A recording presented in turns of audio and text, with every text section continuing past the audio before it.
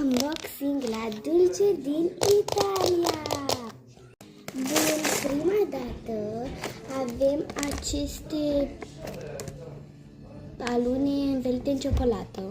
O să și le gustăm. Bun, deci haideți să gustăm, cam așa arată.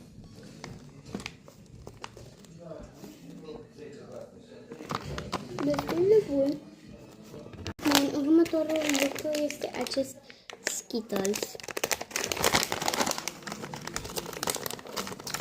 Acum o să-l deschidem. Galben. Destul de bun.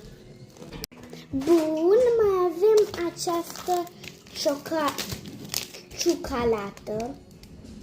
Cam așa arată. O să o deschidem.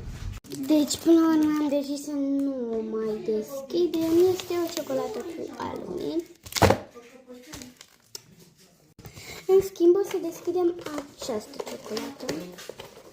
Am deschis-o deja aici. Hai să vedem. Bun. Cam așa arată. Adică este cutie în ambalaj. Bun. Așa arată. Mamă, e tare rău. Bun. Bun. Bun. Mai sunt. Mai avem aceste stixuri învelite în ciocolată. Ador cum se deschid. Dar nu prea mă deschid.